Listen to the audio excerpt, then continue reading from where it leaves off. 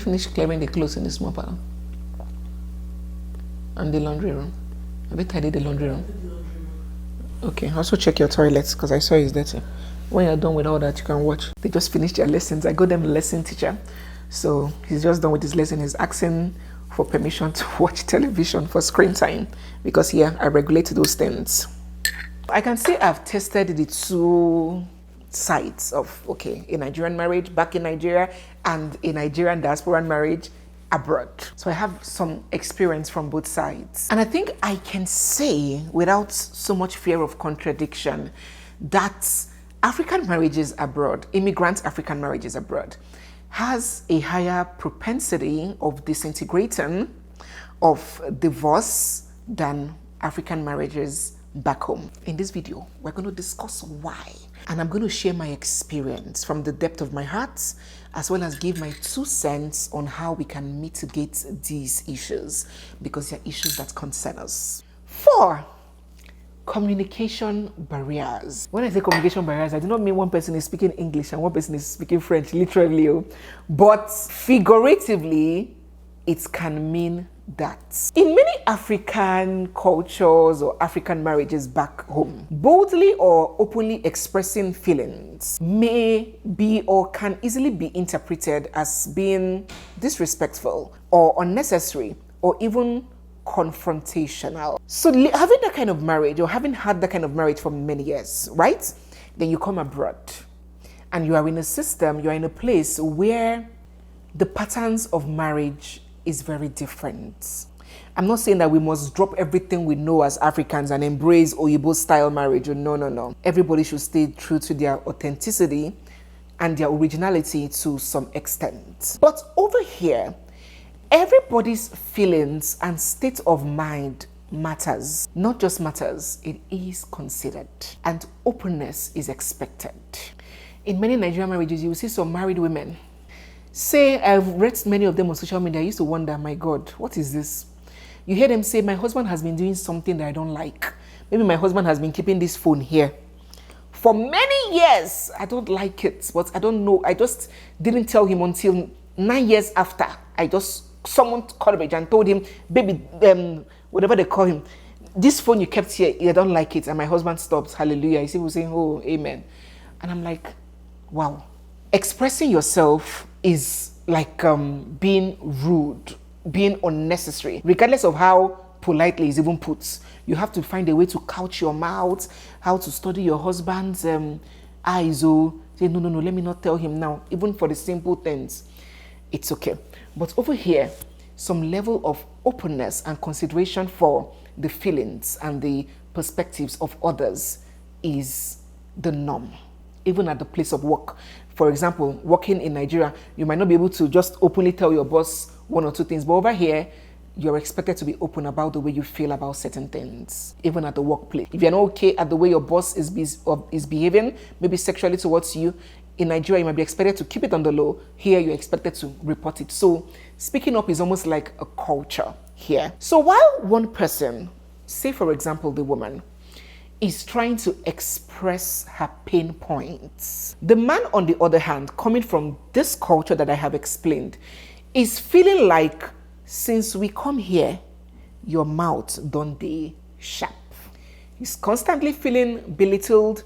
He's constantly feeling disrespected. So while the woman is constantly growing frustrated that her husband is refusing to listen to her, is refusing to understand her pain points, is refusing to act on her grievances, on what is hurting her or disturbing her, the man, on the other hand, is getting constantly mad that his wife is now talking to him rudely. And so the both parties are speaking, but no one is understanding. They have come to a roadblock. Communication problems. This communication problem in diaspora marriages can come in several forms and patterns. There is this other one. Remember when I spoke about the stress-related and anxiety-related issues that come with immigrating and trying to find your feet in the new country in your 30s, 40s, sometimes 50s? Now, the 2 parties in the marriage might have different reactions to these stress. One party might buckle in, cave in, become withdrawn, go into their shell under this pressure, while the other party may desire even an increased level of emotional support, emotional presence, and communication during these trying times. So these are two parallel lines. One person is reacting to the stress, to the uncertainty, to everything by caving in, mostly the men. Most men react to these changes, this feeling of not being able to provide the way they were able to provide, of having to go back to school after 20 years, of stepping down on the jobs they were doing back home and coming to do something else. Sometimes it plays on their ego, it plays on their esteem. Many of them cave in.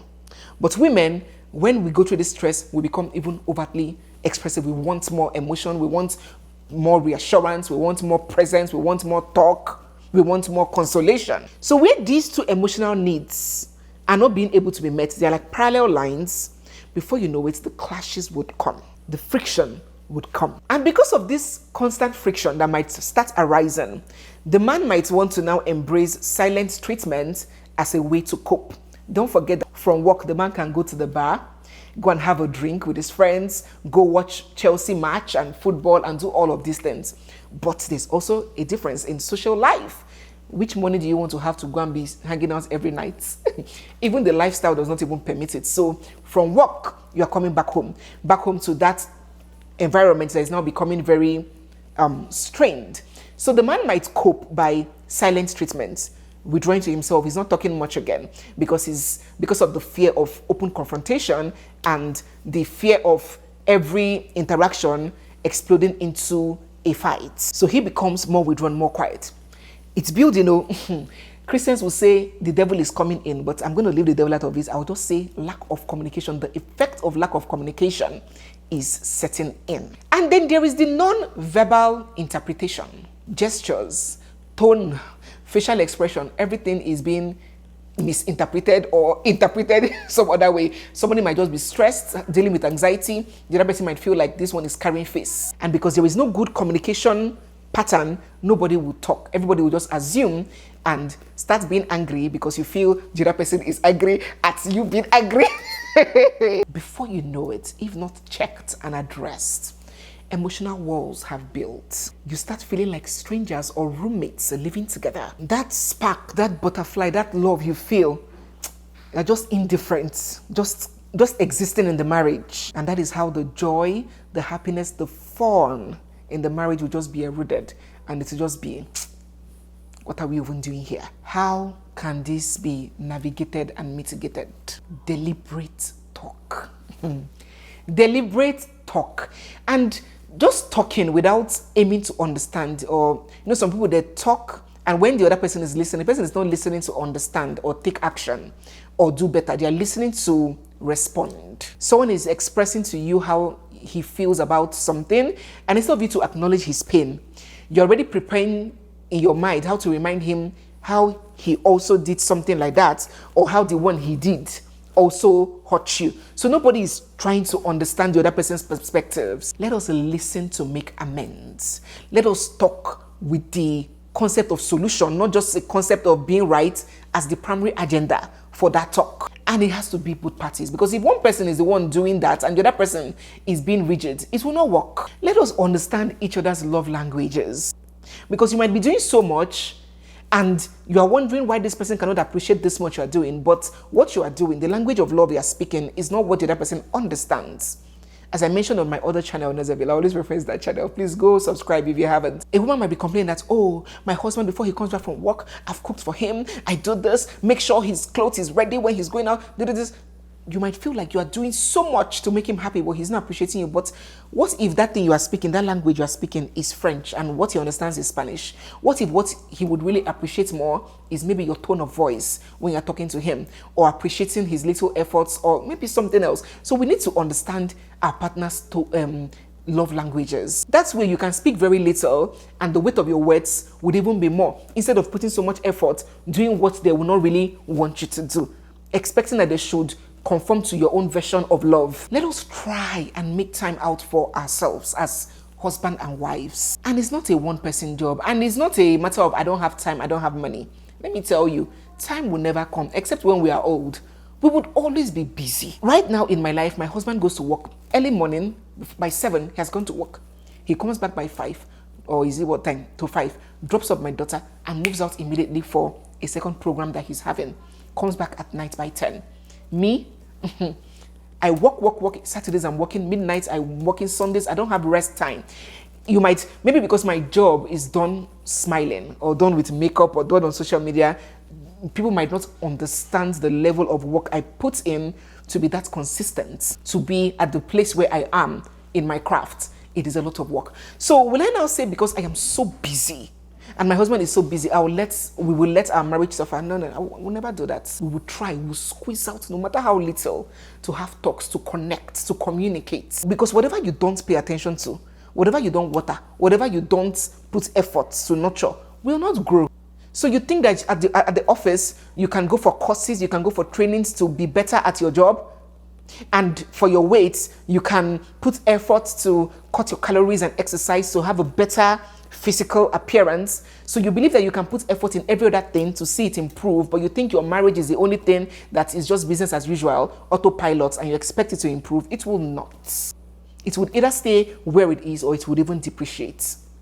So we have to find a little time for our spouses. It will really help to maintain the health and the quality of that marriage. So I beg us, my dear brothers and sisters, to the best that we can, let us try and factor in that busy schedule. I know we are all busy, but factor that marriage as one of the busy things, one of the things in your busy schedule that needs to get some priority sometimes. And lastly, in this video, extended family. Another major cause of kasala and cracks in Nigerian or African marriages abroad is the role that extended family plays.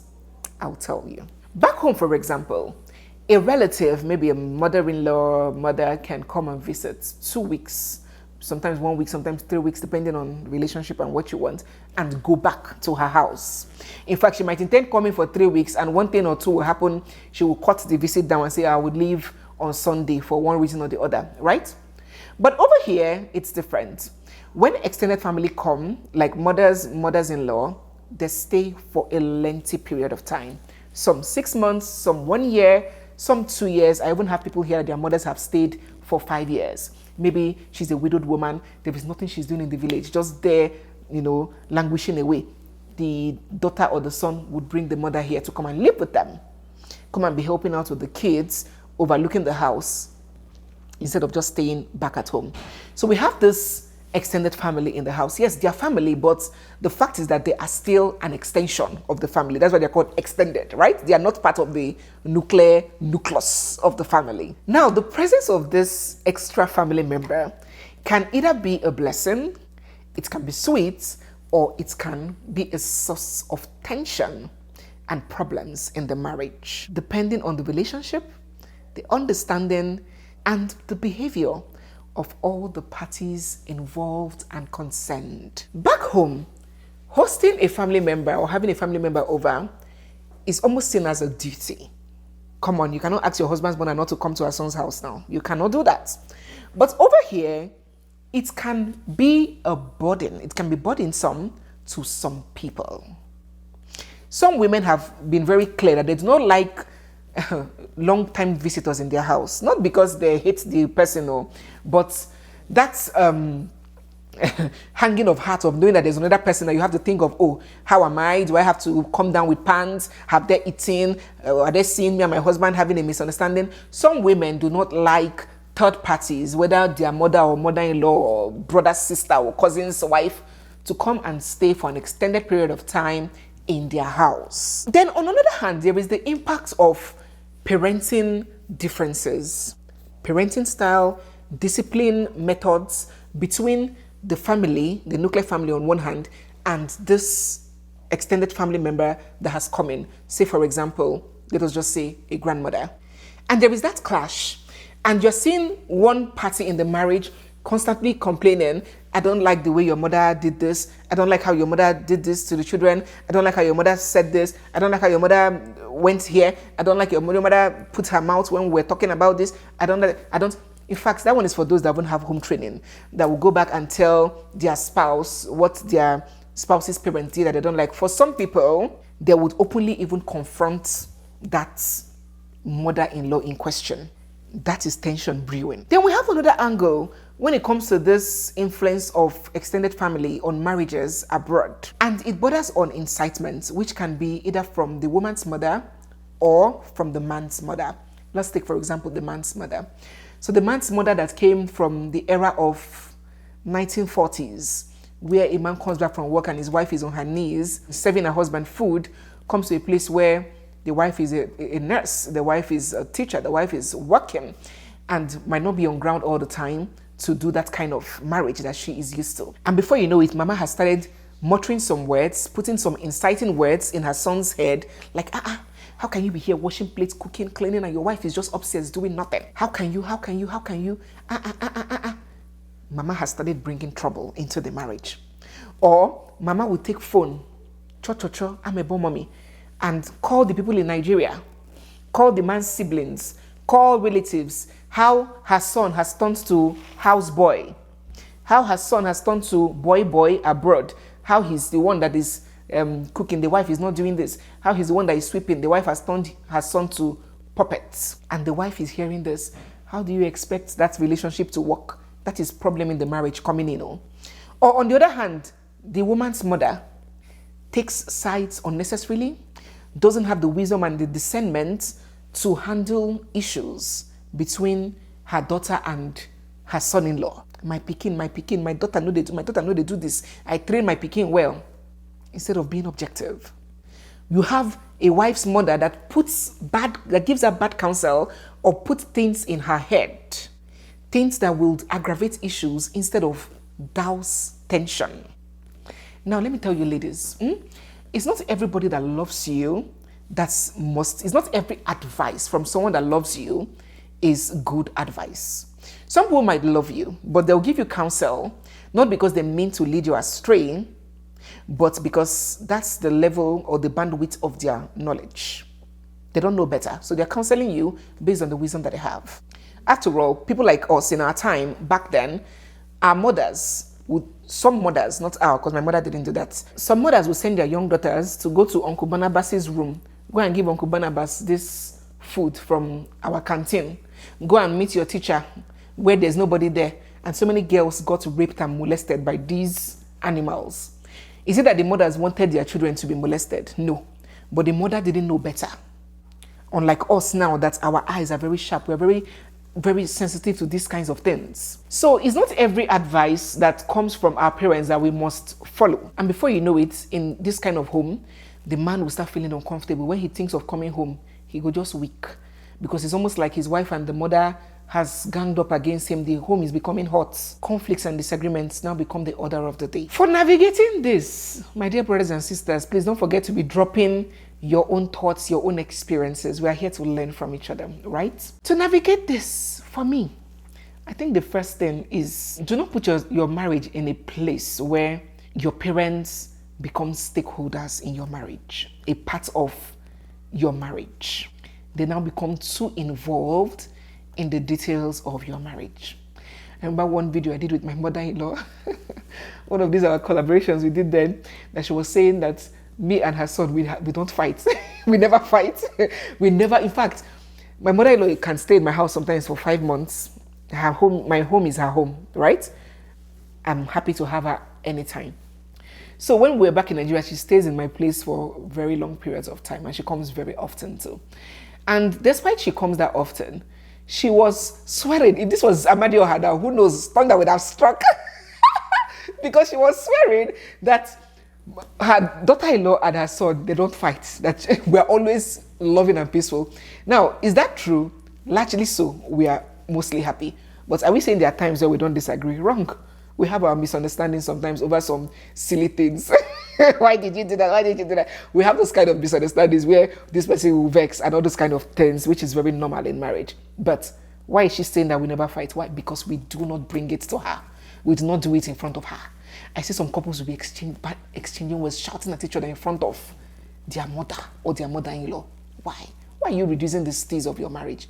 When people want to fight, you go inside, you do your fighting, you come out, you make your peace. Everybody does not need to know that you and your husband are not talking, or you and your husband are fighting. Keep your extended family away from those details of your marriage, as long as it hasn't gotten to the extent of full-blown abuse where one person is about to die. Again, if you have a mother or a mother-in-law, a mother, let me talk to men, face your mother, women, face your mother. If you have a mother who lacks the skill of people management, lacks wisdom, lacks understanding, is still archaic, judgmental, does not understand the fact that marriages abroad is different in pattern from how it is back home.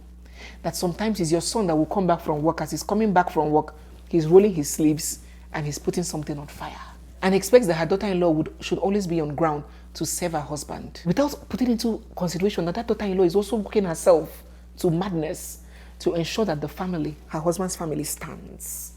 That house you are living in the village, saying, my son abroad, if not that he has that kind of wife also helping and contributing, he may not have been able to achieve these things that you are enjoying or bragging about. Or if you have a mother as a wife that does not know how to bridle her tongue, if she sees any small misunderstanding between you and your husband, she jumps in, takes your side, and escalates the whole issue. Please, let everybody tell their mothers to stay back home. Or you have a mother that does not know that when you come abroad, what is needed, what is most appreciated is your assistance. Nobody is looking for additional work to start looking for who they would be feeding, who they will be sweeping after or cleaning after on top of the stress that they are going through. So as a mother-in-law, you come, instead of you to get up and help out, you sit down on cross-leg and you're taking notes of what was done for you and what was not done for you. Mama, stay back home, don't worry. We'll send you pocket money, don't come. Let everybody hold their own parents. And it's easier to hold your own parents accountable and caution them than when the other person is doing it. So if you're a wife, if you're a woman and you know that your mother is being problematic, is overstepping, is over-intruding, is giving rude or unsolicited opinions, you are the one that will call your mother to order. And the same goes for the husband. If you know that your mother's presence would cause problem in your marriage, please, it's better that they don't come. Let them stay where they are and be sending their prayers to us while we send our financial support to them as much as we can. I beg. So, ladies and gentlemen, I'm going to bring this video to an end. We've taken 5 points here. There are 5 other major issues that are causing cracks in our African marriages in diaspora. And it's good that we talk about them, learn from each other, and strive to make these marriages better. Please share your thoughts down in the comment section on everything that we have discussed. Thank you so much. All right, guys, so there will be a part 2 of this video. We are going to take this conversation into gear 2. So stick out for that one. Look out for that one because it's going to be really explosive and very educative. If you're new here, you're seeing my face for the first time, or if you've been watching without subscribing, don't forget to hit the subscribe button, give this video a big thumbs up, drop all your comments down in the comment section, and stay glued for we have so much more coming your way. It's me, your girl, Barrister NEZE Peperempe. I'll see you guys in my next one, guys. Bye.